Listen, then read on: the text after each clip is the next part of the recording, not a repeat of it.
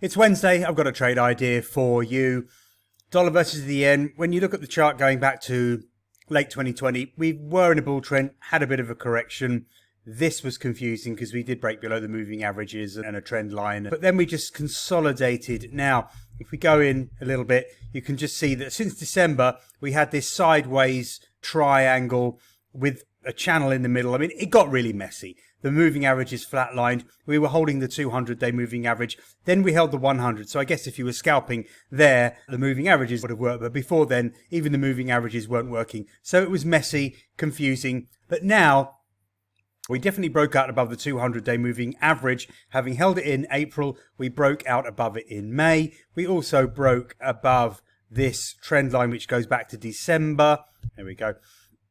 That looked pretty bullish. We held above it. In fact, we retested it the day after the breakout. And then we started moving higher. Now, I must admit, I thought we'd have a really good run because, in theory, we could have a run as big as the width of this triangle, which is, well, basically 10 full points. So it's 1,000 pips. That could be on the cards. But instantly, we went into this consolidation. So again, another triangle pattern. But I think it's a consolidation, and we have broken up here as well. So we've got the break above this sideways channel and the moving average. We've now got a break above the short-term trend line. That's a 2 or 3 week trend line. Looks like we're breaking up. A convincing green candle, at least yesterday, as you can see there. Just trying to expand this so you can see it properly. There we go. Okay, so we've broken above the trend line with a convincing, decent green candle, and we're holding above almost a retest of that upper trend line, the downward sloping trend line this morning, pushing away from it now. So I do think that we have a potential buy signal in the US dollar versus the Japanese yen. The only thing that concerns me is, of course, we've got the meeting where the Federal Reserve decides whether to raise interest rates or leave them unchanged. If they raise interest rates, that would be probably fantastic for this trade, because there's certainly a lot of people that think that they will pause, leave interest rates unchanged.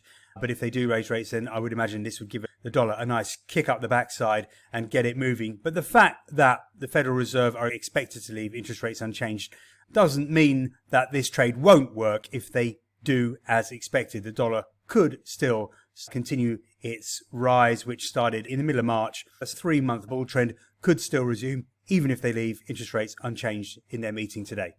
When I look at this triangle on the 1 hour chart, then this trade probably looks a little bit sexier, looks a bit clearer that we've broken out the moving averages, even flatlined on the 1 hour chart because we were moving sideways for, well, about 6 weeks. Anyway, again, on this chart, on the 1 hour chart, it's even clearer. We've broken above a fib level. We've broken above the trend line. So I think there is a strong chance that the dollar can continue higher against the yen. Can you see the green 500-hour moving average? That worked really nicely as a support level yesterday on the dip down. Maybe that took out a few week longs, and that has opened the door for this to push higher.